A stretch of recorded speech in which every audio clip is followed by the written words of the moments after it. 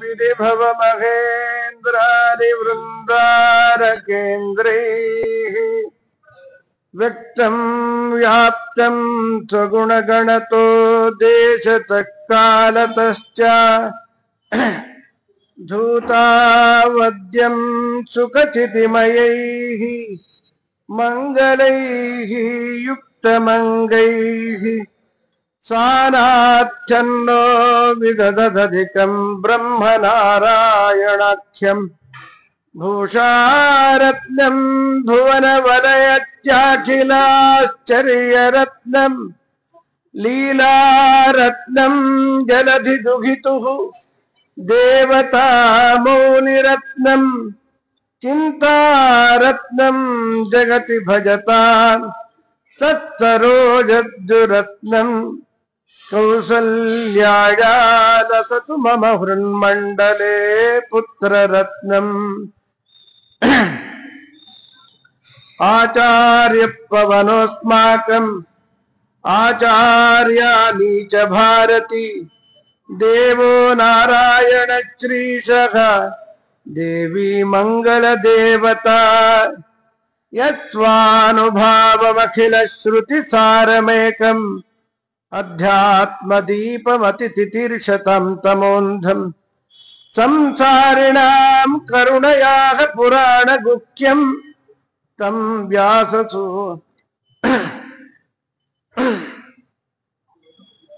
गुरुं मुनीनां श्रीमतो राघवेन्द्रश्च नमामि पदपङ्कजे कामिताशेषकल्याणकलनाकल्पपादपौ ಬಂದ್ರು ಅಲ್ಲಿ ಬರ್ಲಿ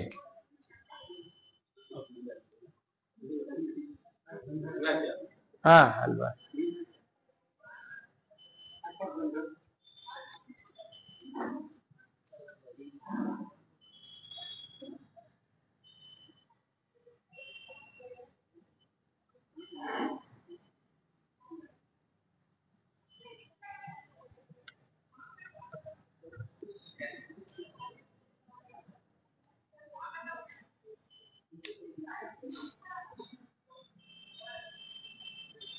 ಬಂದ್ರಲ್ವಾ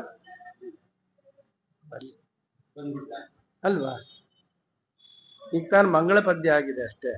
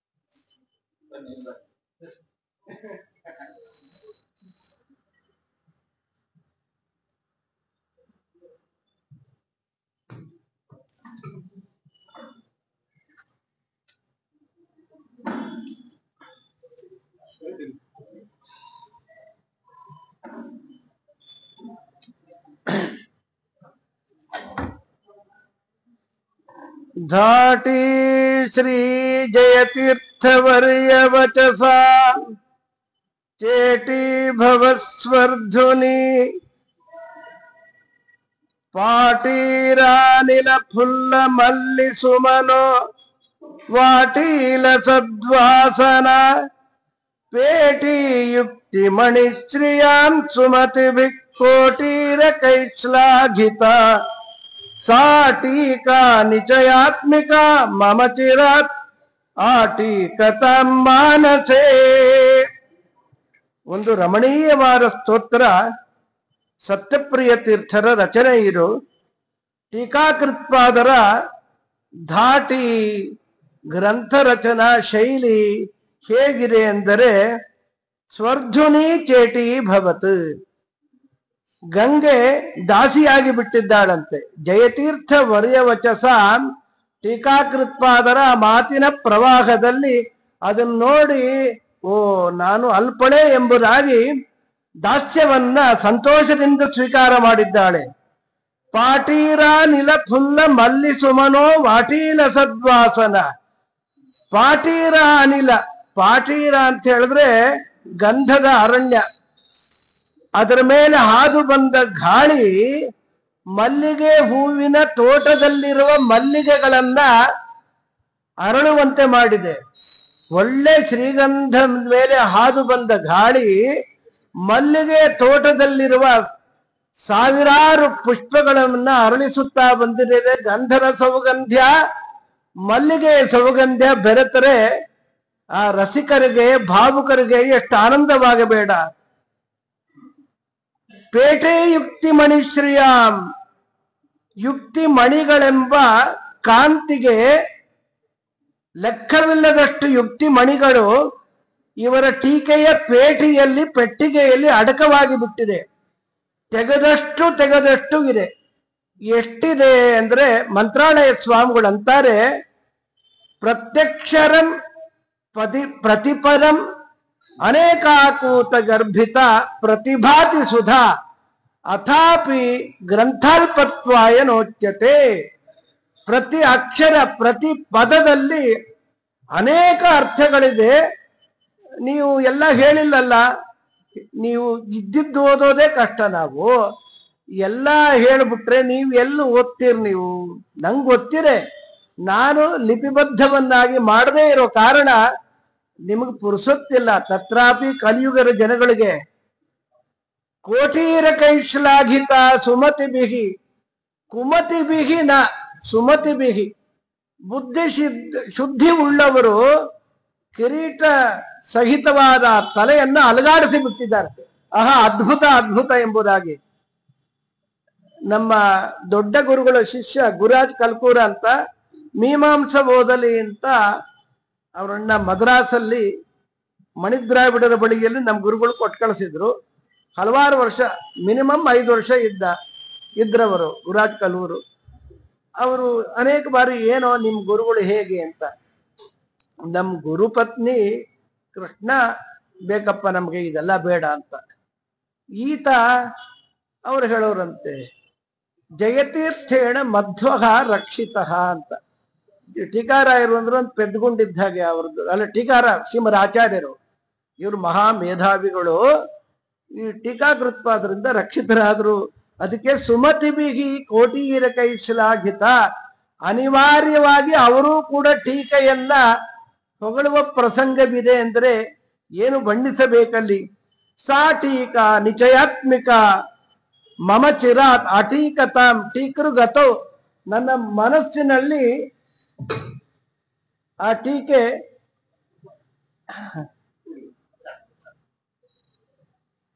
ಸಂತತ ಇರಲಿ ಎಂಬುದಾಗಿ ಅವರು ಪ್ರಾರ್ಥನೆ ಮಾಡ್ತಾ ಇದ್ದಾರಲ್ಲಿ.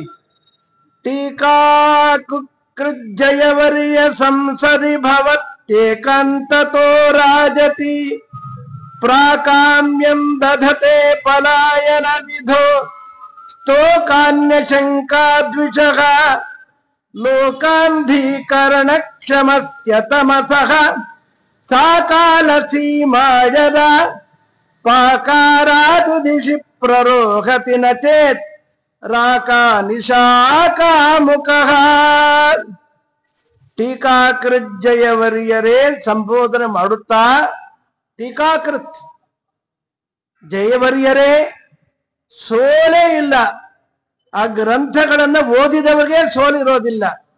ಒಬ್ರು ನಮ್ಮ ಗುರುಗಳಲ್ಲಿ ಬಂದು ಟೀಕೆಯಲ್ಲಿ ಇಲ್ಲದಿರುವ ಅರ್ಥಗಳು ಕೆಲವು ಗ್ರಂಥದಲ್ಲಿದೆ ಅಂತ ಹೇಳಿದ್ರು, ದೊಡ್ಡ ಗುರುಗಳಲ್ಲಿ. ಈಗೊಂದು 12 ವರ್ಷದ ಹಿಂದೆ. ಹೌದಾ, ಕೇಳಿ ಎಂದ್ರು. ಅವ್ರು ಹೇಳಿದ್ದನಿಗೆ ಇಲ್ಲಿ ಸುಧಾದಲ್ಲಿ ಇಲ್ಲಿದೆ ಅನಾಯಾಸವಾಗಿ ತೋರಿಸಿದ್ರೆ ಆ ಮಾತಾಡೋದನ್ನ ಬಿಟ್ರವರು. ಹೇಳಿದವರು ಯಾರೋ ಬೇಜವಾಬ್ದಾರಿ ಪಂಡಿತರಲ್ಲ, ಒಳ್ಳೆ ಪಂಡಿತರೇ. ಈ ಮಾತಾಡಿದಾಗ ನಮ್ಮ ದೊಡ್ಡ ಗುರುಗಳು ಎಲ್ಲ ಸುಧಾ ಗ್ರಂಥಕ್ಕೆ ಆಕರ ಅಂತ ನಮ್ಮ ಸಿದ್ಧಾಂತದಲ್ಲಿ ಕರೆಯೋದು, ಗಣಿಯೋದು. ಅಲ್ಲಿ ಇಲ್ಲದೆ ಇರೋದು ತತ್ವಶಾಸ್ತ್ರದಲ್ಲಿ ಬೇರೆ ಎಲ್ಲಿ ಕಾಣಬೇಕು ನಾವು? ನಾ ಮೊನ್ನೆ ತಿಳಿಸ್ದೆ, ಬೌದ್ಧ ಮತ, ಬೇರೆ ಬೇರೆ ಮತಗಳು, ಅವ್ರ ಗ್ರಂಥಗಳನ್ನ ಓದಿದ್ರೆ ನಮ್ಗೆ ಜಟಿಲವಾಗತ್ತೆ, ಕೂಡಲೇ ಅರ್ಥವಾಗೋದು ಕಷ್ಟವಾದರೆ ಟೀಕಾಕೃತ್ಪಾದರ ಮಾತು ನೋಡಿದ್ರೆ ಅದು ಅರ್ಥವಾಗತ್ತೆ. ಸುಲಭವಾಗಿ ನಮಗೂ ಅರ್ಥವಾಗುವಂತೆ ಬರೀತಾರೆ. ಆದರೆ ಪ್ರಾಜ್ಞರಿಗೂ ಕೂಡ ಹೋದಷ್ಟು ಶ್ರೀಮದ್ ಆಚಾರ್ಯರ ಗ್ರಂಥಕ್ಕೆ ಇದು ಪ್ರತಿನಿಧಿ. ಆದ್ದರಿಂದ ಬಾಲಸಂಘಮಪಿ ಬೋಧಯದೃಶಂ ದುರ್ನಿರೂಪ ವಚನಂಚ ಪಂಡಿತೈಹಿ ಅನ್ನೋದಿಕ್ಕೆ ಟೀಕಾಕೃತ್ಪಾದರ ಸುಧಾದಿ ಗ್ರಂಥಗಳು ಸಾಕ್ಷಿಯೇ ಆಗಿದೆ. ಏಕಾಂತತೋ ರಾಜತಿ ಪ್ರಾಕಾಮ್ಯಂ ದಧತೆ ಫಲ. ಈ ಪೂರ್ವ ದಿಕ್ಕಿನಲ್ಲಿ ರಾಕ ಅಂದ್ರೆ ಪೌರ್ಣಮಿ ಅಂತ ಅರ್ಥ ಬರೆದು, ಪೌರ್ಣಮಿಯಲ್ಲಿ ಚಂದ್ರೋದಯ ಆಗುವ ತನಕ ಕತ್ತಲು ಇದ್ದೀತು. ಚಂದ್ರೋದಯ ಆಗಿಬಿಟ್ಟರೆ ಕಾಲ ಸೀಮಾ ಅವಧಿ ಅಲ್ಲಿ ತನಕ ಕತ್ತಲಿರುತ್ತೆ. ಚಂದ್ರೋದಯ ಆಯ್ತು, ಕತ್ತಲು ಓಡಿ ಹೋಗುವ ಹಾಗೆ, ಪಲಾಯನ ಮಾಡುವ ಹಾಗೆ, ಲೋಕಾಂಧೀಕರಣಸ್ಯ ತಮಸಃ. ಲೋಕ ಅಂದ್ರೆ ಲೋಕಸ್ತು ಭುವನೇ ಜನೆ, ಜನಗಳಿಗೆ ಮಣ್ಣೆರ್ಚೋದು, ಕಣ್ಣು ತೋರದಂತೆ ಮಾಡಿಬಿಡೋದು, ಗಟ್ಟಿಯಾಗಿ ಮಾತಾಡ್ಬಿಡೋದು ವಾಕ್ಯಾರ್ಥದಲ್ಲಿ. ಅವ್ರು ಹೇಳಿದ್ದು ಆ ಪೂರ್ವ ಪಕ್ಷವೂ ಅರ್ಥವಾಗಬಾರ್ದು, ಸಿದ್ಧಾಂತ ಗೋವಿಂದ. ಪೂರ್ವ ಪಕ್ಷವೇ ಅರ್ಥವಾಗದೆ ಹೋದ್ರೆ ಸಿದ್ಧಾಂತದ ಗತಿ ಏನಳ್ಳಿ? ಸಾಕಾಲ ಸೀಮಾಯದ ಅಲ್ಲಿ ತನಕ ದುರ್ವಾದಿಗಳು ಅಟಾಟೋಪಗಳು ಮಾಡಬಹುದು. ಆಮೇಲೆ ಪಲಾಯನ ವಿಧೋ ಓಡಿ ಹೋಗ್ಬೇಕಷ್ಟೇ. ಪಾಕಾರಾತಿ ದಿಶಿ ಪ್ರರೋಹತಿ. ಪಾಕ ಎಂಬ ಅಸುರನ ಆರಾತಿ ಅಂದ್ರೆ ಶತ್ರುಗಳಾದ ಇಂದ್ರದೇವರ ದಿಕ್ಕು ಅಂದ್ರೆ ಪೂರ್ವ ದಿಕ್ಕಿನಲ್ಲಿ ಚಂದ್ರೋದಯ ಆಯ್ತು ಅಂದ್ರೆ ಎಲ್ಲಿ ಕತ್ತಲಲ್ಲಿ ಪೌರ್ಣಮಿ ಅಂತಾನೆ ಅರ್ಥ ಮಾಡಿ. ರಾಕ ನಿಶಾಕಾಮುಕ. ನಿಶಾಕಾಮುಕ ರಾಕ ಪೌರ್ಣಮಾಸ್ಯಾಂ. ಚಂದ್ರೋದಯವಾದ್ರೆ ಕತ್ತಲಿಗೆ ಅವಕಾಶವೇ ಇಲ್ಲದಿರುವಂತೆ ಎಲ್ಲರೂ ಕೂಡ ದುರ್ವಾದಿಗಳು ಏನು ಬಾಲ ಬಿಚ್ಚೋ ಹಾಗೆ ಇಲ್ಲ ಅಂತ ಈ ಶ್ಲೋಕರ ಅಭಿಪ್ರಾಯ. ಅಂತ ಟೀಕಾಕೃತ್ಪಾದರ ಕೆಲವು ಮಾತನ್ನ ನಾವು ತಿಳಿದ್ರು ಕೂಡ ಅವರ ವಿನಯಾದಿಗಳಿಗೆ ನಶಬ್ದಾಬ್ದ ಪ್ರತಿ ಬಾರಿ ಇದನ್ನ ಕೇಳೇ ಇರ್ತೀವಿ. ಚಂಚರೀಕತಿ ಮೇ ಮನಃ ಅಂತ.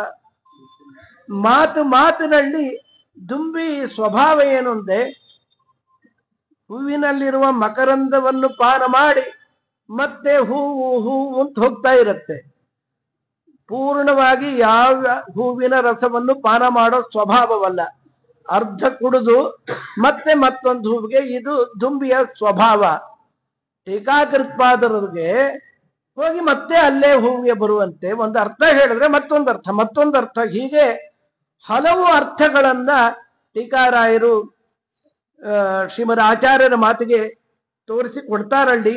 ಇಷ್ಟೆಲ್ಲ ಮಾಡಿದ ಮಹಾನುಭಾವರು ಅವರಂತಾರೆ, ನಾನು ಈ ವ್ಯಾಖ್ಯಾನವನ್ನೆಲ್ಲ ಮಾಡಿದ್ದೇನೆ, ಅರ್ಥ ಬರೆದಿದ್ದೇನೆ, ನಿಜ ನಾನು ಮಾಡಬಹುದಾ? ಅಗಾಧ ಬೋಧೈಹಿ ವಿವೃತಾತಿ ಭಾವ ಭಾಷ್ಯಾನುವಾದೇನ ನಮೇ ಅಪರಾಧ. ಅಗಾಧ ಬಾಧದಿಂದ ವಿವೃತವಾದ ಭಾಷ್ಯದ ಅಭಿಪ್ರಾಯವನ್ನ ನಾನು ಮಾಡಬಾರ್ದಲ್ವಾ? ನನ್ನ ಯೋಗ್ಯತೆ ಅಲ್ವಾ? ಯೋಗ್ಯತೆ ಅಲ್ಲವೇ ಅಲ್ಲ. ಇರ್ಲಿ ಬಿಡಿ.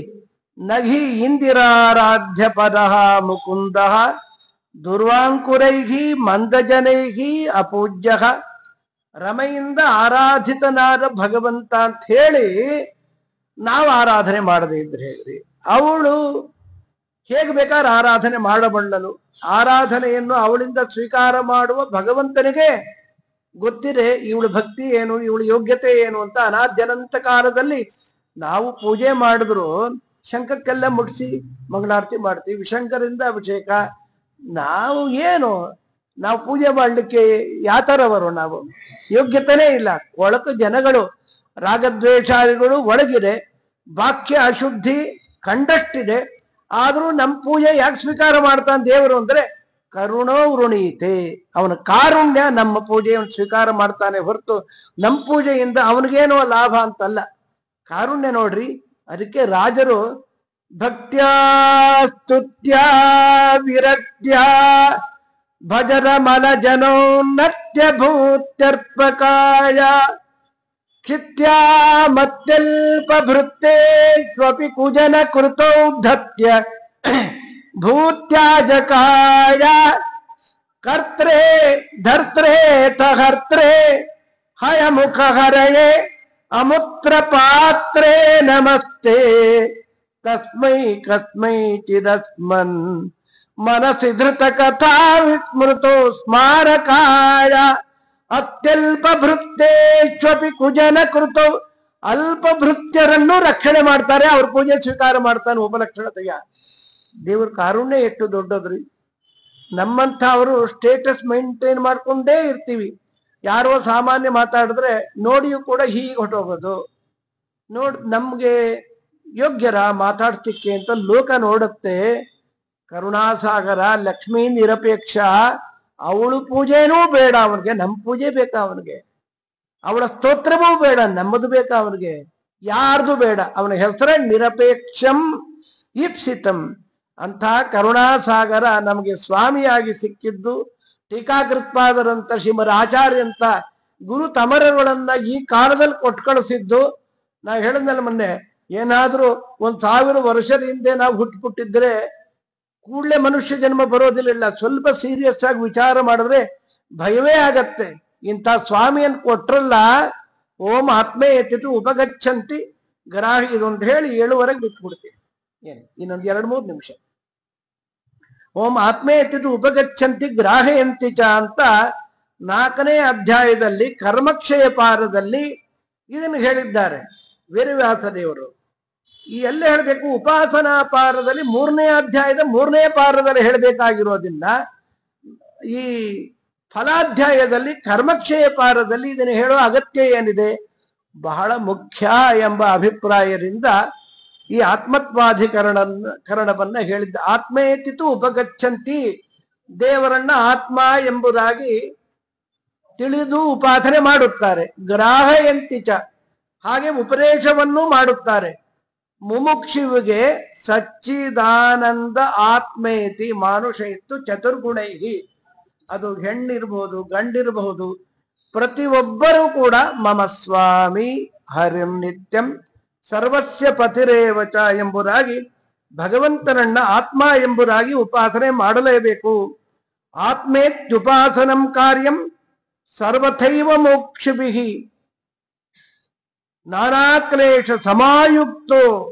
ಎಷ್ಟೇ ದುಃಖವಿರಲಿ, ಮಂಚದ ಮೇಲೆ ಬಿದ್ದು ಮೇಲೆ ಹೇಳಲಿಕ್ಕೆ ಆಗೋದಿಲ್ಲಲ್ಲ, ಆದರೂ ಕೂಡ ನೈವ ವಿಸ್ಮರೇತಿ, ದೇವರನ್ನ ಆತ್ಮ ಮಮಸ್ವಾಮಿ ಎಂಬುದಾಗಿ ಉಪಾಸನೆ ಮಾಡ್ತಾ ಇರಬೇಕು. ರೋಗವು ಅದು ಉಪಮರ್ದವಾಗತ್ತೆ, ಕಡಿಮೆ ಮಾಡ್ತಾನೆ ದೇವರು.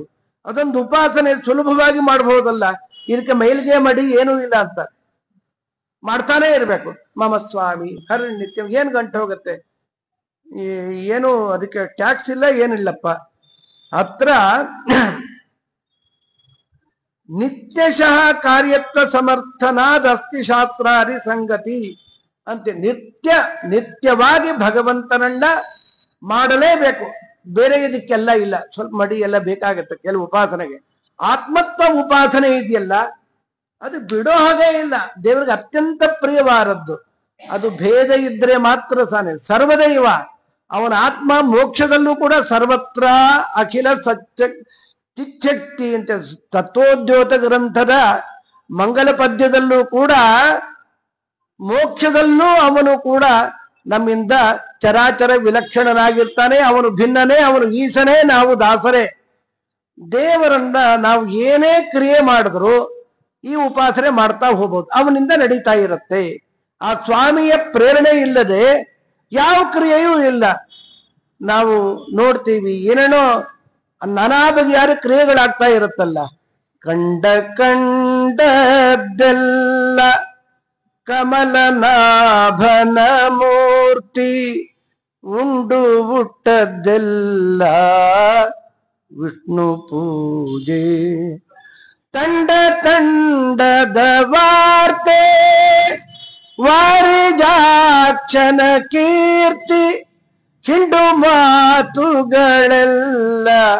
ಹರಿಯ ನಾಮ, ಸಾಧನಕ್ಕೆ ಬಗೆಗಾಳೆ ಎನ್ನಬಹುದೇ. ಆಗೋದಿಲ್ಲ ಅಂತಾರಲ್ಲ ಪಲಾಯನವಾದಿಗಳಿಗೆ. ಕಡೆಗೆ ವಿಜಯದಾಸರಂತಾರಳ್ಳಿ, ಬುದ್ಧಿ ಸಾಲದೆ ಸುಮ್ಮನಿರುವುದೇ ಸನ್ಮೌನ, ಎದುರುಚ್ಛಾಲಾಭವೇ ಸುಖವು ಎನ್ನಲು. ಮಧ್ವಾಂತರ್ಗತ ಶ್ರೀ ವಿಜಯ ವಿಠ್ಠಲರೇಯ, ಹೃದ್ಗತಾರ್ಥವ ತಿಳಿದು ಒಪ್ಪಿಸಿಕೊಳ್ಳೆನ, ಸಾಧನಕ್ಕೆ ಬಗೆಗಾಳೆ ಎನ್ನಬಹುದೇ. ಕೆಲವರು ಆಫೀಸಲ್ಲಿ 4 ಗಂಟೆ ಕೆಲಸ ಮಾಡಿದ್ರೆ ಹೋಗ್ಬರಕ್ಕೆ 4 ಗಂಟೆ ಆಗ್ತಾ ಇರುತ್ತೆ. ಕೆಲವು ಸಲ ಬಸ್ಸಲ್ಲೋ ಯಾವ್ದ್ರಲ್ಲೋ ಹೋಗ್ತಾರಲ್ಲ, ಸುಮ್ಮನೆ ಹರಟೆ ಹೊಡಿದೆ ಮಮ ಸ್ವಾಮಿ ಹರನಿತ್ಯಂ ಅಂತ ಹೇಳ್ಬೋದಲ್ಲ. ದೇವರು ಮಾಡಿಸ್ಬೇಕಷ್ಟೇ. ಅಪ್ರಚ್ಯುತೋ ಗುರುದ್ವಾರ ಪ್ರಸಾರ ಕೃದ ಹಂಪ್ಯತಿ ಅಂತ ಹೇಳಿ ಗುರುಗಳ ಮುಖಾಂತರ ಅನಂತ ಶಾಸ್ತ್ರ ಪ್ರತಿಪಾದ್ಯ ಶ್ರೀ ಹರಿಪ್ರೀತನಾಗಲಿ. ಶ್ರೀ ಕೃಷ್ಣಾರ್ಪಣಂ.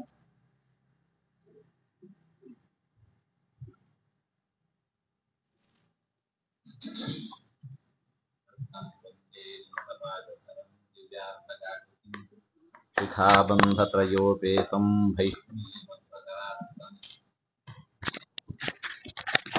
ಭಂಗರಹಿತಮಜಡಂ ವಿಮಲಂ ಸದಾ ಆನಂದತೀರ್ಥಮತುಲಂ ಭಜೆ ತಾಪತ್ರಯಾಪಹಂ. ಮೂಕೋಪಿ ಯತ್ಪ್ರಸಾದೇನ ಮುಕುಂದಶಯನಾಯತೆ ರಾಜರಾಜಾಯತೆ ದಿಕ್ತೋ ರಾಘವೇಂದ್ರಂ ತಮಾಶ್ರಯೇ. ತಪಸ್ಮಾಧ್ಯಾಯ ಶುಶ್ರೂಷಾ ಕೃಷ್ಣಪೂಜಾರಸಂ ಮುನಿಂ ವಿಶೇಷಮಿಷ್ಟದಂ ವಂದೇ ಪರಿವ್ರಾಟ್-ಚಕ್ರವರ್ತಿನಂ. ಆಪದಾಮಪಹರ್ತಾರಂ ದಾತಾರಂ ಸರ್ವಸಂಪದಾಂ ಲೋಕಾಭಿರಾಮಂ ಶ್ರೀರಾಮಂ ಭೂಯೋ ಭೂಯೋ ನಮಾಮ್ಯಹಂ. ಋಷ್ಯಶೃಂಗ ಮಹರ್ಷಿಗಳು ದಶರಥ ಮಹಾರಾಜನ ಪ್ರಾರ್ಥನೆಯಂತೆ ಅಶ್ವಮೇಧ ಯಾಗವನ್ನು, ಪುತ್ರಕಾಮೇಷ್ಟಿಯನ್ನು ಎರಡನ್ನು ನೆರವೇರಿಸಿದರು.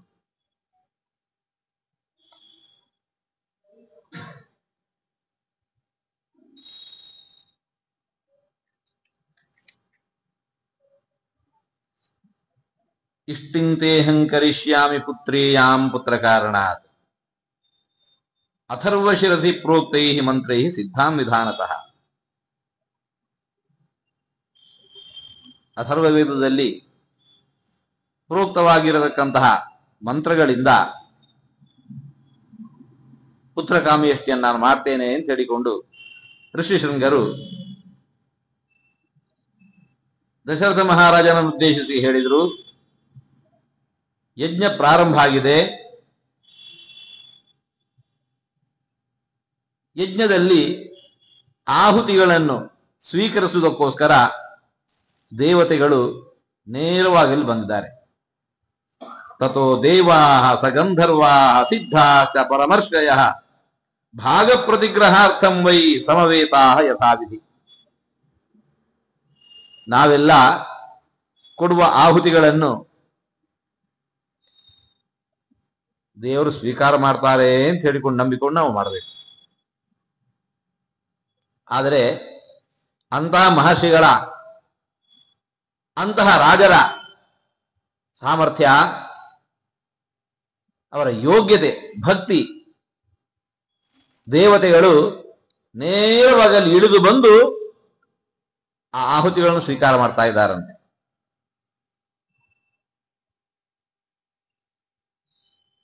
ಬಂದಿರುವವರು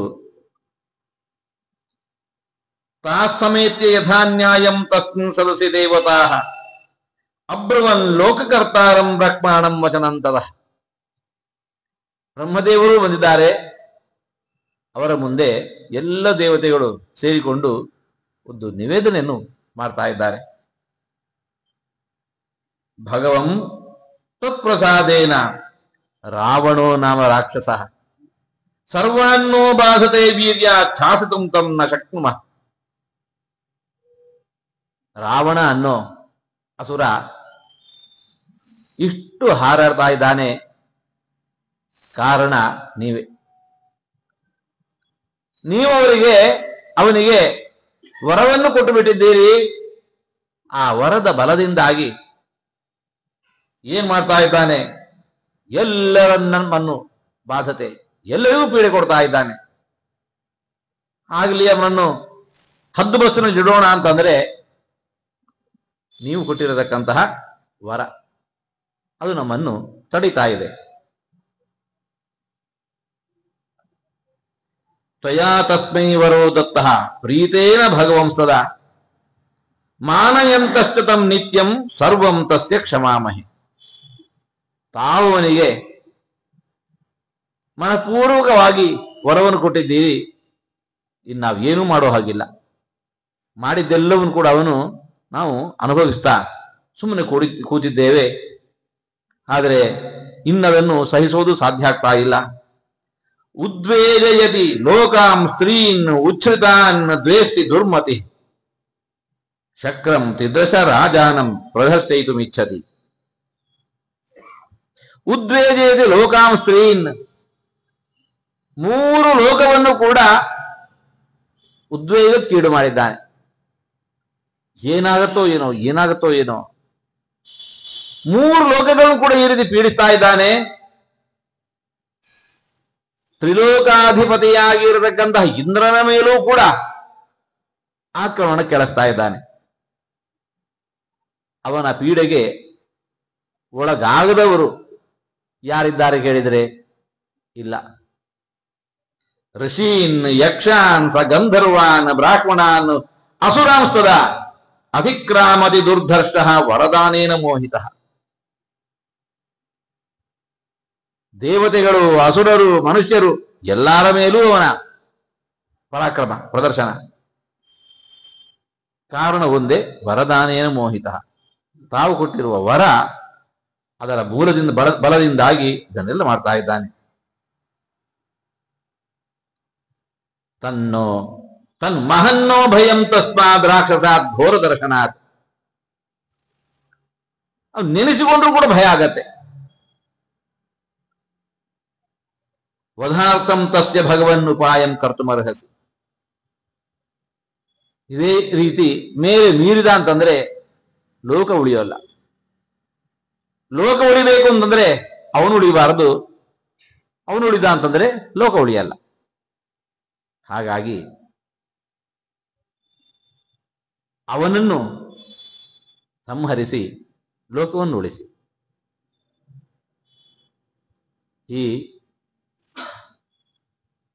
ಇಂತಹ ರಾವಣನಂತಹ ಅಸುರರು ಸಮಾಜ ಕಂಡಿರತಕ್ಕಂತಹ ಒಂದು ಕ್ಯಾನ್ಸರ್ ಇದ್ದ ಹಾಗೆ. ಏನ್ ಮಾಡತ್ತದು? ದೇಹದ ಒಂದು ಭಾಗದಲ್ಲಿ ಅಂಟಿಕೊಂಡ್ಬಿಡ್ತು ಅಂತಂದ್ರೆ ದೇಹದ ಸರ್ವ ಸಾರವನ್ನು ಕೂಡ ಅದು ಹೀರ್ಲಿಕ್ಕೆ ಶುರು ಮಾಡುತ್ತೆ. ಆ ಒಂದು ಭಾಗ ಬೆಳೀತಾ ಬೆಳೀತಾ ಬೆಳೀತಾ ಬೆಳೀತಾ ಹೋಗತ್ತೆ. ಅದು ಬೆಳೀತಾ ಹೋದ ಹಾಗೆ ಅದನ್ನು ಬೆಳವಣಿಗೆ ಅಂತ ಹೇಳ್ತಾರೋ, ದೇಹದ ಒಂದು ಭಾಗ ಮಾತ್ರ ಬೆಳೀತಾ ಹೋಯಿತು. ಕೈಯೋ, ಕಾಲೋ, ಬೆರಳೋ, ಕಿವಿಯೋ, ಮೂಗೋ, ಅದು ಬೆಳವಣಿಗೆ ಅಲ್ಲ, ಅದು ರೋಗ. ಬೆಳೀತಾ ಇದೆ ಆದ್ರೆ ಅದು ಬೆಳವಣಿಗೆ ಅಲ್ಲ. ಯಾಕೆ? ಸರ್ವಾಂಗೀಣ ಬೆಳವಣಿಗೆಯೇ ಅದು ಬೆಳವಣಿಗೆ. ಇದು ರೋಗ. ಹಾಗೆ ಲೋಕವನ್ನೇ ಒಂದು ದೇಹ ಅಂತ ಇಟ್ಟುಕೊಂಡ್ರೆ ಅಲ್ಲಿರುವ ಎಲ್ಲರಲ್ಲೂ ಕೂಡ ಸಮತೂಕದ ಬೆಳವಣಿಗೆ ಇತ್ತು ಅಂತಂದ್ರೆ ಅದು ಬೆಳವಣಿಗೆ. ಯಾರೋ ಒಬ್ಬ ಇತರೆಲ್ಲರನ್ನು ಕೂಡ ಶೋಷಿಸಿ ಅವನು ಮಾತ್ರ ಬೆಳೀತಾ ಇದ್ದಾನೆ ಅಂತಂದ್ರೆ ಅಂತಹ ವ್ಯಕ್ತಿ ಸಮಾಜಕ್ಕೆ ಅಂಟಿದ ಒಂದು ರೋಗ. ವೈದ್ಯನಾದವ ಏನ್ ಮಾಡ್ತಾನೆ? ಆ ಭಾಗವನ್ನು ಕತ್ತರಿಸಿ ಎಸೆಯುತ್ತಾನೆ. ಯಾಕೆ? ಇಡೀ ದೇಹದ ರಕ್ಷಣೆಗಾಗಿ. ಇಡೀ ದೇಹದ ರಕ್ಷಣೆ ಆಗಬೇಕು ಅಂತಿದ್ರೆ ಆ ಭಾಗವನ್ನು ಕತ್ತರಿಸಿ ಎಸೆಯಬೇಕಷ್ಟೆ. ಇದು ವೈದ್ಯನು ಮಾಡಿದಂತಹ ದೊಡ್ಡ ಉಪಕಾರ. ವೈದ್ಯ ಮಾಡಿದ ದೊಡ್ಡ ಉಪಕಾರ. ಭಗವಂತ ಈ ರಾವಣಾದ್ಯಸುರರ ಸಂಹಾರ ಏನ್ ಮಾಡ್ತಾನೆ? ತನ್ನನ್ನು ದ್ವೇಷಿಸ್ತಾ ಇದ್ದಾರೆ, ತನ್ನನ್ನು ಯಾರು ಸ್ತುತಿಸ್ತಾ ಇದ್ದಾರೆ ಅವರನ್ನು ರಕ್ಷಣೆ ಮಾಡೋದು, ಯಾರು ತನ್ನನ್ನು ದ್ವೇಷಿಸ್ತಾ ಇದ್ದಾರೆ ಅವರನ್ನು ಸಂಹಾರ ಮಾಡೋದು ಸಾಮಾನ್ಯ ರಾಜರು ಮಾಡುವ ಕೆಲಸ ಇದು. ದೇವರು ಹೀಗೆ ಮಾಡಿದ ಅಂತಂದ್ರೆ ಅವನ ಹೆಚ್ಚುಗಾರಿಕೆ ಏನು? ತನ್ನನ್ನು ದ್ವೇಷಿಸ್ತಾ ಇದ್ದಾನೆಂಬ ಕಾರಣಕ್ಕೋಸ್ಕರ ಅವನ ಸಂಹಾರ ಅಲ್ಲ, ಲೋಕದ ರಕ್ಷಣೆಗಾಗಿ ಅಂತಹವರ ಸಂಹಾರ.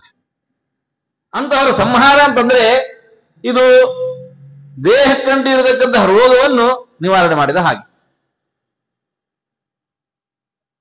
ಎಲ್ಲ ದೇವತೆಗಳು ಬಂದು ಆ ಬ್ರಹ್ಮದೇವರಲ್ಲಿ, ಗುರುಗಳಲ್ಲಿ ಯಾರು ವರವನ್ನು ಕೊಟ್ಟಿದ್ದಾರಲ್ಲ ಅವರಲ್ಲಿ ಹೀಗೆ ನಿವೇದಿಸಿಕೊಳ್ತಾ ಇದ್ದಾರೆ, ಅವನಿಂದ ನಮ್ಮನ್ನು ಒಮ್ಮೆ ಪಾರು ಮಾಡಿ.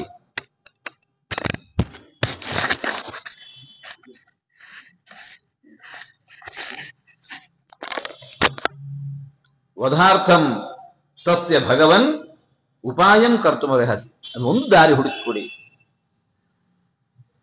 ಏವ ಮುಕ್ತ ಸುರೈ ಸರ್ವೈ ಚಿಂತಯಿತ್ವಾ ತಥೋ ಬ್ರವೇ. ಬ್ರಹ್ಮದೇವರು ಒಂದು ಕ್ಷಣ ಆಲೋಚಿಸಿ ಹೇಳ್ತಾ ಇದ್ದಾರೆ, ಹಂತಾಯಂ ವಿದಿತಸ್ತಸ್ಯ ವಧೋಪಾಯೋ ದುರಾತ್ಮನ. ಅವನ ವಧೋಪಾಯ ಇದೆ. ಏನದು? ತೇನ ಗಂಧರ್ವ ಯಕ್ಷಾಣಾಂ ದೇವತಾನಾಂ ಚ ರಕ್ಷಸಾಂ ಅವಧ್ಯೋಸ್ಮೀತಿ ವಾಗುಕ್ತ ತಥೇತ್ಯುಕ್ತಂಚ ತನ್ಮಯ. ಅವನವರ ಕೇಳಿದ್ದಾನೆ, ನಾನು ತಥಾಸ್ತು ಹೊಂದಿದ್ದೇನೆ. ಅವನವರ ಕೇಳುವಾಗ ಏನು ಮಾಡಿದ್ದಾನೆ? ಗಂಧರ್ವ ಯಕ್ಷಾಣಾಂ ದೇವತಾನಾಂಚ ರಕ್ಷಸಾಂ ಅವಧ್ಯೋಸ್ಮಿ. ಗಂಧರ್ವರಿಂದ ನನಗೆ ಸಾವು ಬರಬಾರದು, ಯಕ್ಷರಿಂದ ಸಾವು ಬರಬಾರದು, ದೇವತೆಗಳಿಂದ ಸಾವು ಬರಬಾರದು, ರಾಕ್ಷಸರ ಮೂಲಕವೂ ಕೂಡ ನನಗೆ ಸಾವು ಬರಬಾರದು. ಆಯಿತು. ತಥೇತ್ಯುಕ್ತಂಚ ತನ್ಮಯ. ಗಮನಿಸಿ, ನಾಕೀರ್ತಯತ್ ಅವಜ್ಞಾ ತದ್ರಕ್ಷೋ ಮಾನುಷಾಂಸ್ತದ ತಸ್ಮಾತ್ ಸ ಮಾನುಷಾದ್ವಧ್ಯ ಮೃತ್ಯುರ್ನಾನ್ಯೋಸ್ಯ ವಿದ್ಯತೆ. ಯಕ್ಷರನ್ನು, ರಕ್ಷರನ್ನು, ದೇವತೆಗಳನ್ನು ಇವರಿಂದ ನನಗೆ ಮರಣ ಬರಬಾರದು ಅಂತ ಕೇಳಿಕೊಂಡ. ಮನುಷ್ಯರನ್ನು ಲೆಕ್ಕಕ್ಕೆ ತಗೊಳ್ಳಿಲ್ಲ. ಅವರೇನು ಮಾಡಿ ಯಾರು?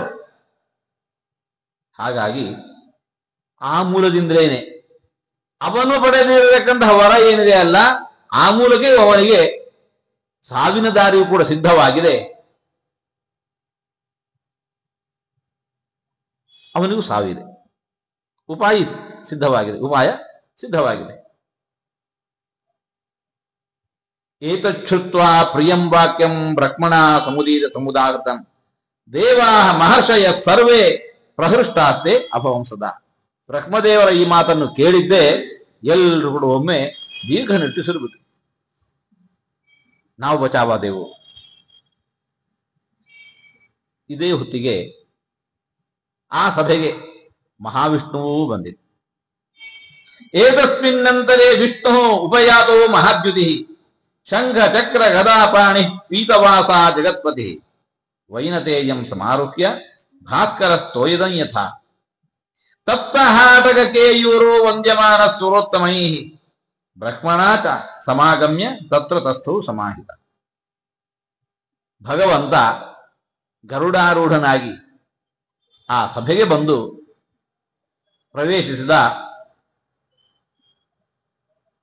ದೇವತೆಗಳೆಲ್ಲ ಬ್ರಹ್ಮದೇವರನ್ನು ಮುಂದಿಟ್ಟುಕೊಂಡು ಭಗವಂತನಲ್ಲಿ ನಿವೇದನೆಗೆ ಬಂದರು.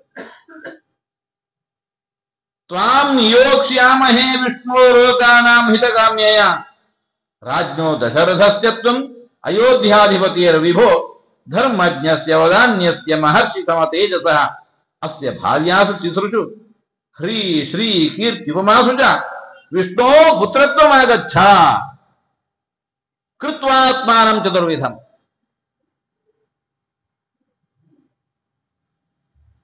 ದಶರಥ ಮಹಾರಾಜನ ಯಜ್ಞವನ್ನು ಸ್ವೀಕರಿಸಲಿಕ್ಕೆ ಭಗವಂತನೂ ಬಂದಿದ್ದಾನೆ. ದೇವತೆಗಳೆಲ್ಲ ಬ್ರಹ್ಮದೇವರನ್ನು ಮುಂದಿಟ್ಟುಕೊಂಡು,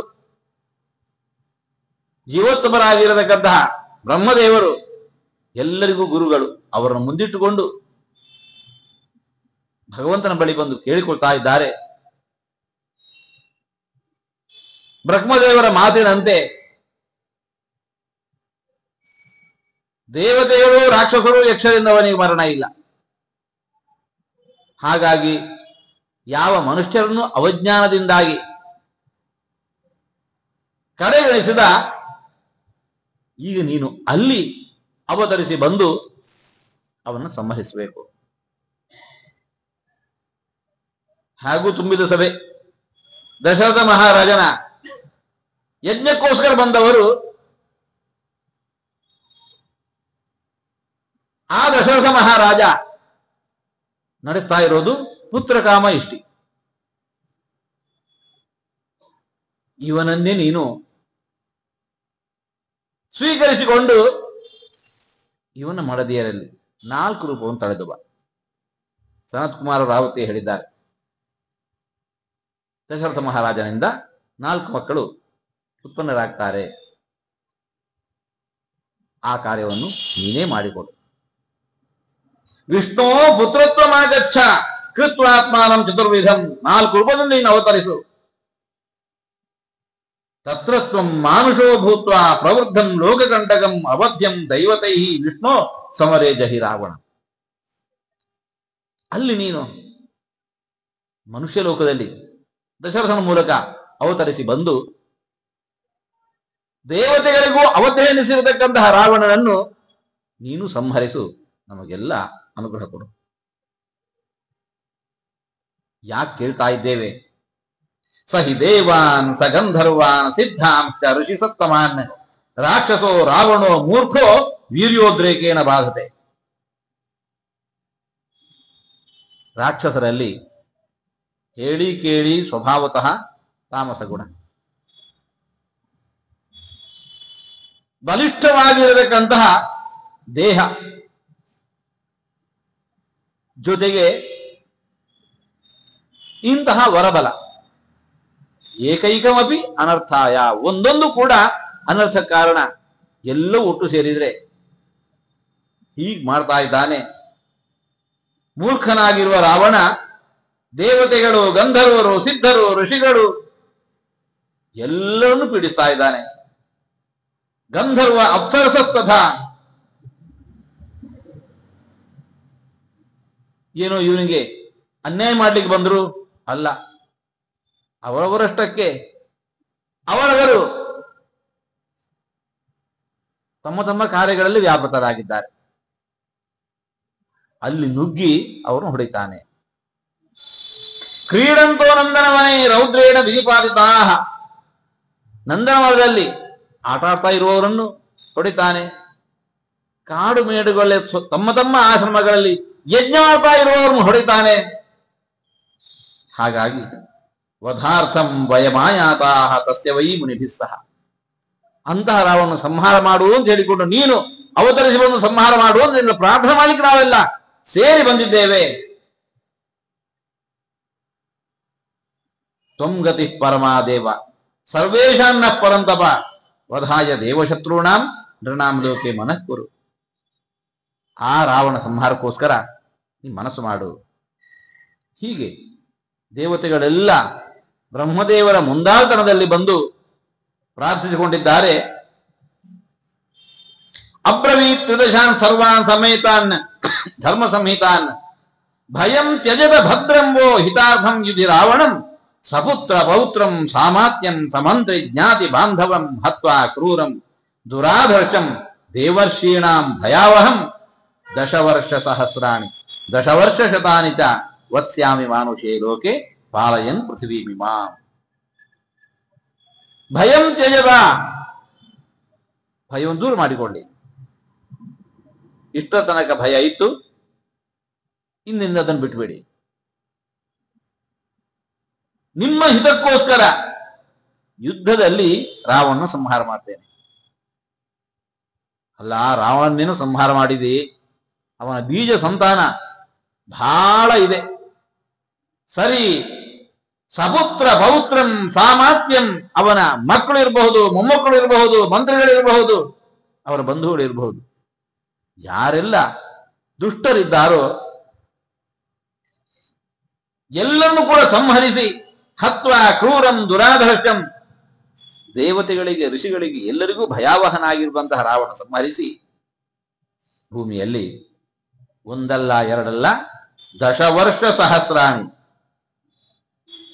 10,000 ವರ್ಷ ಮೇಲೆ ಮತ್ತೆ ಪುನಃ ದಶವರ್ಷ ಶತಾನಿಚ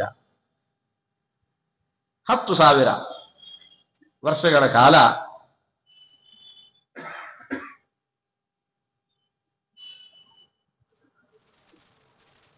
ಮತ್ತೆ 1,000 ವರ್ಷ 11,000 ವರ್ಷಗಳ ಕಾಲ ವತ್ಸ್ಯಾಮಿ ಮಾನುಷೇ ಲೋಕೆ ಪಾಲಯನ್ ಪೃಥಿವೀಮಿಮಾಂ. ಇಷ್ಟು ವರ್ಷಗಳ ಕಾಲ ನಾನು ಭೂಮಿಯನ್ನು ಆಳ್ತೇನೆ. ಹೀಗೆ ಭಗವಂತ ಬಂದವರೆಲ್ಲ ಋಷಿಮುನಿಗಳಿಗೆ ದೇವತೆಗಳಿಗೆ ವರವನ್ನು ನೀಡಿ ತಾನು ದಶರಥ ಮಹಾರಾಜನನ್ನೇ ಸ್ವೀಕರಿಸ್ತೇನೆ ಎಂದು ಸಂಕಲ್ಪಿಸಿದ. ತತಃ ಪದ್ಮ ಫಲಾಶಾಕ್ಷಃ ಕೃತ್ವಾತ್ಮಾನಂ ಚತುರ್ವಿಧಂ ಪಿತರಂ ರೋಚಯಾಮಾಸ ತದಾ ದಶರಥಂ ನೃಪಂ. ಹಾಗೂ ಪುತ್ರಗಾಮೇಷ್ಟಿಯನ್ನು ನಡೆಸ್ತಾ ಇದ್ದಾನೆ, ಇವನಲ್ಲೇ ತಾನು ಅವತರಿಸ್ತೇನೆ ಎಂದು ಸಂಕಲ್ಪ ಮಾಡಿದ. ದೇವತೆಗಳೆಲ್ಲ ಸ್ತುತಿಸಿದರು. ಭಗವಂತ ತನ್ನ ಕೆಲಸ ಮುಗಿಸಿಕೊಂಡು ಹೊರಟು ಹೋದ.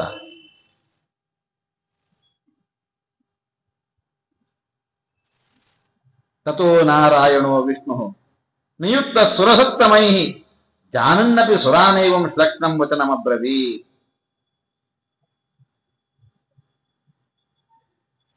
ಉಪಾಯಃ ಕೋ ವಧೇತಸ್ಯ ರಾಕ್ಷಸಾಧಿಪತೆ ಸುರಾಹ ಯಮಹಂ ತಂ ಸಮಾಸ್ಥಾಯ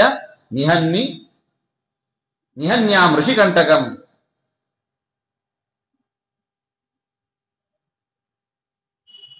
ಮಾನುಷಂ ರೂಪಮಾಸ್ಥಾಯ ರಾವಣಂ ಜಹಿ ಸಂಯುಗೆ.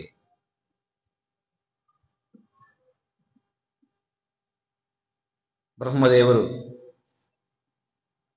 ಸಂತುಷ್ಟರಾಗಿ ಏನು ವರ ನೀಡಿದ್ದಾರೆ, ಆ ವರಬಲದಿಂದ ಏನು ಉದ್ಧತನಾಗಿದ್ದಾನೆ. ಏವಂ ಪಿತಾಮಹಾತ್ ತಸ್ಮಾತ್ ವರದಾನೇನ ಗರ್ವಿತಃ ಉತ್ಸಾದೇತಿ ಲೋಕಾಂ ಸ್ತ್ರೀನ್ ಸ್ತ್ರೀಯಶ್ಚ ಆಪಿ ಉಪಕರ್ಷತಿ. ಇತ್ಯೇತದ್ವಚನಂ ಶ್ರುತ್ವಾ ಸುರಾಣಾಂ ವಿಷ್ಣುರಾತ್ಮವಾನ್ ಪಿತರಂ ರೋಚಯಾಮಾಸ ತದಾ ದಶರಥಂ ನೃಪಂ. ಭಗವಂತ ದೇವತೆಗಳಿಗೆ ಹೀಗೆ ಅನುಗ್ರಹಿಸಿ ಅಂತರ್ಧಾನನಾದ.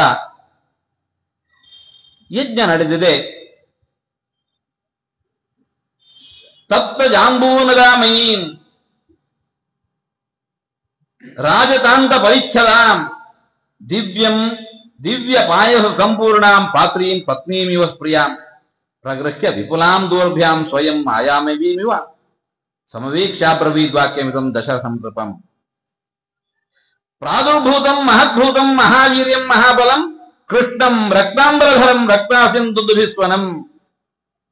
ಯಜ್ಞವೇದಿಯಿಂದ ಒಬ್ಬ ವ್ಯಕ್ತಿ ಹೊರಬಂದ. ಕೈಯಲ್ಲಿ ಪಾಯಸದ ಪಾತ್ರೆಯನ್ನು ಹಿಡ್ಕೊಂಡು ಬಂದಿದ್ದಾನೆ. ದಶರಥ ರಾಜನಿಗೆ ಅಂತ ಇದ್ದಾನೆ, ಪ್ರಾಜಾಪತ್ಯಂ ನರಂ ವಿದ್ಧಿ ಮಾಮಿಹ ಅಭ್ಯಾಗತಂ ನೃಪ. ಪ್ರಜಾಪತಿ ಕೊಟ್ಟು ಕಳುಹಿಸಿರತಕ್ಕಂತಹ ವ್ಯಕ್ತಿ ನಾನಿದ್ದೇನೆ. ಈ ಪ್ರಸಾದವನ್ನು ಸ್ವೀಕರಿಸು. ಇದಂತೂ ನೃಪಶಾರ್ದೂಲ ಪಾಯಸಂ ದೇವ ನಿರ್ಮಿತಂ. ದೇವತೆಗಳೇ ನಿರ್ಮಿಸಿ ನೀಡಿರುವಂತಹ ಪಾಯಸ ಇದಾಗಿದೆ. ಪ್ರಜಾಕರಂ ಗ್ರಹಣತ್ವಂ, ಇನ್ನು ಸಂತತಿಗೆ ಕಾರಣವಾಗುವಂತಹ ಪಾಯಸ ಇದು. ಧನ್ಯಂ ಆರೋಗ್ಯವರ್ಧನಂ ಭಾರ್ಯಾಣಾಂ ಅನುರೂಪಾಣಾಂ ಅಶ್ನೀತೇತಿ ಪ್ರಯಚ್ಛವೇ. ನಿನ್ನ ಮಡದಿಯರಿಗೆ ಇದನ್ನು ನೀಡು, ಸ್ವೀಕರಿಸುವಂತೆ ಆದೇಶ. ತಾಸುತ್ವಂ ಲಪ್ಸ್ಯಸೇ ಪುತ್ರಾನ್ ಯದರ್ಥಂ ಯಜಸೇ ನೃಪ. ಆ ನಿನ್ನ ಮಡದಿಯರಲ್ಲಿ ಮಕ್ಕಳನ್ನು ಪಡೆಯಿತಿ ಯಾವ ಉದ್ದೇಶಕ್ಕೋಸ್ಕರ ಈ ಕಾರ್ಯವನ್ನು ಯಜ್ಞವನ್ನು ನಡೆಸ್ತಾ ಇದೆಯೋ ಆ ನಿನ್ನ ಯಜ್ಞ ಈ ರೀತಿ ಸಫಲವಾಗತ್ತೆ. ಸಂತುಷ್ಟನಾಗಿರತಕ್ಕಂತಹ ದಶರಥ ಮಹಾರಾಜ ನೋಡಿ ಆ ಪಾಯಸವನ್ನು ಸ್ವೀಕರಿಸಿದ್ದಾನೆ. ನಾವೆಲ್ಲ ಯಜ್ಞಗಳನ್ನು ಮಾಡ್ತೇವೆ ಬಗೆ ಬಗೆಯ ಫಲಗಳನ್ನು ಉದ್ದೇಶಿಸಿ. ಅದು ಕಾಲ ಬಂದಾಗ ಫಲ ನೀಡತ್ತೆ. ಆದರೆ ಅತ್ಯುತ್ಕಟೈ ಪುಣ್ಯಪಾಪೈ ಯೈವ ಫಲಮಶ್ನುತೆ ಅಂತ ಅಂತಾರೆ. ಪುಣ್ಯವೋ ಪಾಪವೋ ಅದು ಅತ್ಯುತ್ಕಟವಾಗಿ ಇತ್ತು ಅಂತಂದ್ರೆ, ಉಚ್ಚ ಮಟ್ಟದಲ್ಲಿ ಇತ್ತು ಅಂತಂದ್ರೆ ಅದರ ಫಲ ಕೂಡಲೇ ಸಿಗತ್ತೆ. ದಶರಥ ಮಹಾರಾಜ ಮಾಡಿರುವ ಯಜ್ಞ ಪುಣ್ಯ ಕಾರ್ಯ, ಪರಿಪೂರ್ಣವಾದಂತಹ ಫಲವನ್ನು ನೀಡ್ತಾ ಇದೆ. ಸದ್ಯ ಏವ, ಆ ಕೂಡಲೇ ಅದು ಫಲವನ್ನು ನೀಡ್ತಾ ಇದೆ. ಸ್ವೀಕರಿಸಿದ. ಕೌಸಲ್ಯಾಯೈ ನರಪತಿ ಪಾಯಸಾರ್ಧಂ ದದೌ ತದಾ ಅರ್ಧಾದರ್ಧಂ ದದೌ ಚಾಪಿ ಸುಮಿತ್ರಾಯೈ ನರಾಧಿಪಃ ಕೈಕೇಯ್ಯೈ ಚ ಅವಶಿಷ್ಟಾರ್ಧಂ ದದೌ ಪುತ್ರಾರ್ಥ ಕಾರಣಾತ್ ಪ್ರದದೌ ಚ ಅವಶಿಷ್ಟಾರ್ಧಂ ಪಾಯಸಸ್ಯ ಅಮೃತೋಪಮಂ ಅನುಚಿಂತ್ಯ ಸುಮಿತ್ರಾಯೈ ಪುನರೇವ ಮಹಾಪತಿ. ಅರ್ಧವನ್ನು ಕೌಸಲ್ಯಾದೇವಿಗಿತ್ತ, ಉಳಿದರ್ಧದಿಂದ ಒಂದು ಭಾಗವನ್ನು ತೆಗೆದು ಕೈಕೈಗಿತ್ತ, ಸುಮಿತ್ರೆಗಿತ್ತ, ಒಂದು ಭಾಗವನ್ನು ಪುನಃ ಕೈಕೈಗಿತ್ತ, ಉಳಿದ ಕೊನೆಯ ಭಾಗವನ್ನು ಮತ್ತೆ ಪುನಃ ಸುಮಿತ್ರೆಗಿತ್ತ. ಹಾಗೆ ಸುಮಿತ್ರೆಗೆ 2 ಪಾಲು ಕೊಟ್ಟದ್ರಿಂದಾಗಿ ಆಕೆಯಲ್ಲಿ ಅವಳಿ ಮಕ್ಕಳು ಹುಟ್ಟಿದರು. ಕೌಸಲ್ಯಲ್ಲಿ ಶ್ರೀರಾಮಚಂದ್ರ, ಕೈಕೇಯಿಯಲ್ಲಿ ಭರತ, ಸುಮಿತ್ರೆಯಲ್ಲಿ ಲಕ್ಷ್ಮಣ, ಶತ್ರುಘ್ನರು ಅವತರಿಸ್ತಾ ಇದ್ದಾರೆ ಎಂಬಲ್ಲಿಗೆ ಇವತ್ತಿನ ಪ್ರವಚನವನ್ನು ಮುಕ್ತಾಯಗೊಳಿಸ್ತಾ ಇದ್ದೇವೆ. ಕೃಷ್ಣಾರ್ಪಣ.